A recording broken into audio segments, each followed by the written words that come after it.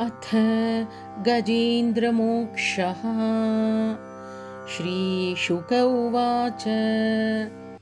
एवं व्यवसितो बुद्ध्या समाधाय मनोहृदि जजाप परमं जाप्यं प्राग्जन्मन्यनुशिक्षितम्। गजेन्द्र उवाच। ॐ नमो भगवते तस्मै यत एतच्चिदात्मकं पुरुषायादिबीजाय परेशायाभिधीमहि।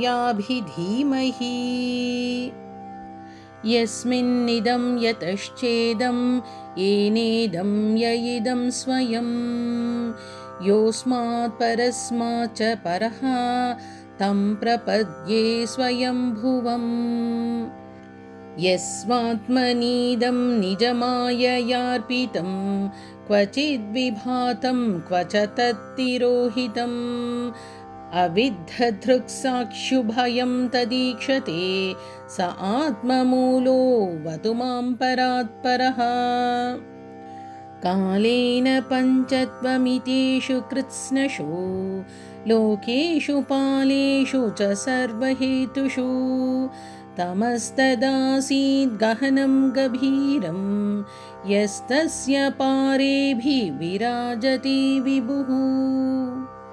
न यस्य देवा ऋषयः पदं विदुः जन्तुः पुनः कोऽर्हति गन्तुमीरितुं यथा नटस्याकृतिभिर्विचेष्टतो दुरत्ययानुक्रमणः समवातु।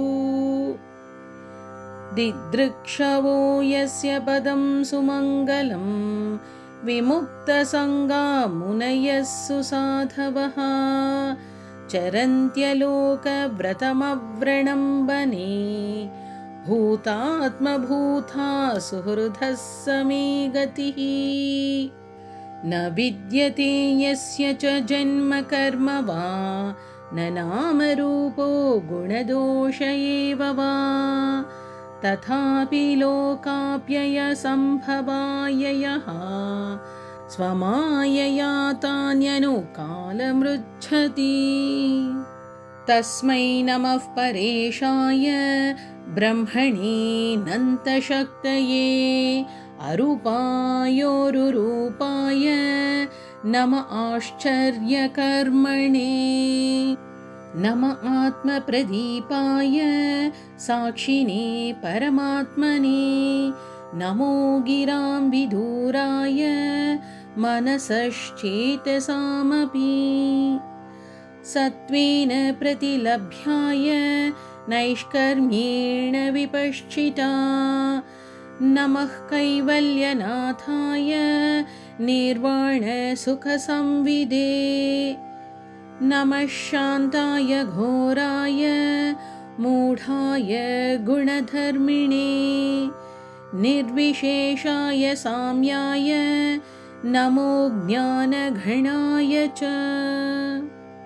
क्षेत्रज्ञाय नमस्तुभ्यं सर्वाध्यक्षाय साक्षिणे पुरुषायात्ममूलाय मूलप्रकृतये नमः। सर्वेन्द्रियगुणद्रष्टे सर्वप्रत्ययहेतवे अस्थाच्छाययोक्ताय सदाभासाय ते नमः। नमो नमस्तेऽखिलकारणाय निष्कारणायाद्भुतकारणाय सर्वागमाम्नाय महार्णवाय नमोपवर्गाय परायणाय।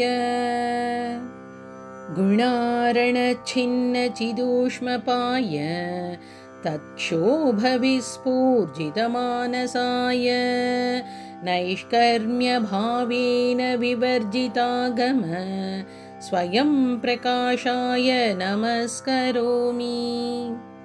मादृक्प्रपन्नपशुपाशविमोक्षणाय मुक्ताय भूरि करुणाय नमोलयाय स्वांशेण सर्वतनुभृन्मनसि प्रतीत प्रत्यग्दृशे भगवते बृहते नमस्ते।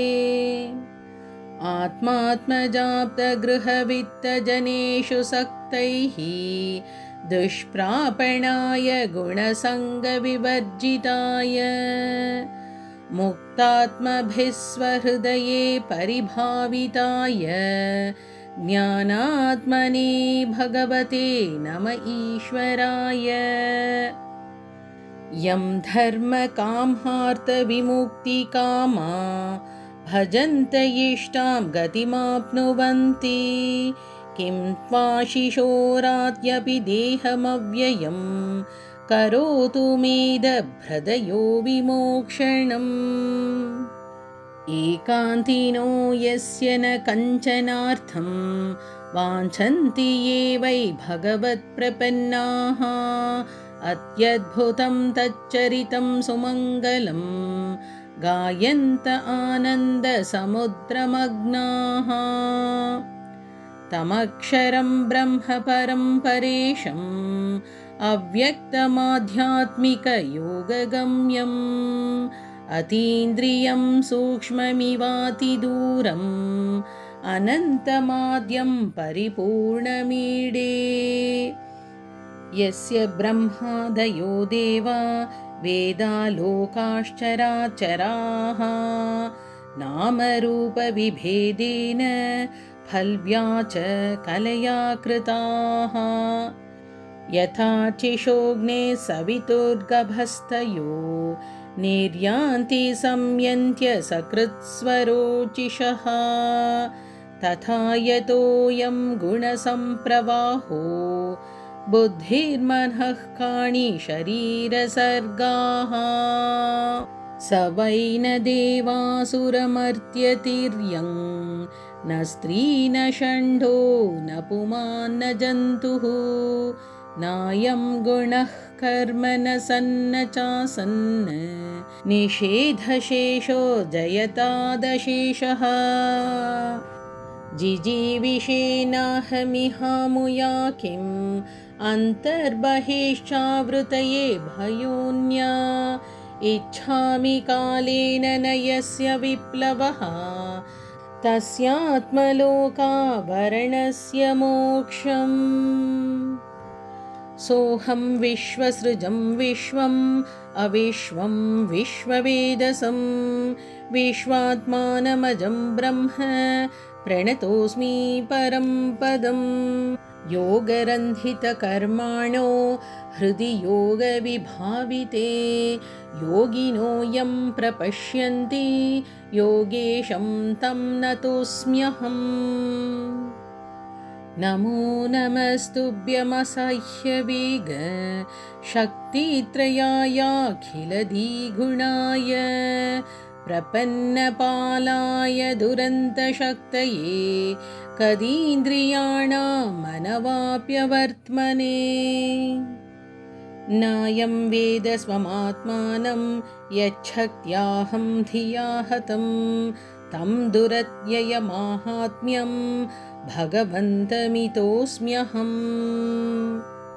श्रीशुक उवाच एवं गजेन्द्रमुपवर्णितनिर्विशेषं ब्रह्मादयो विविधलिङ्गभिधाभिमानाः नैते यदोपससृपुर्निखिलात्मकत्वात् तथाखिलामरमयो हरिराविरासीत्।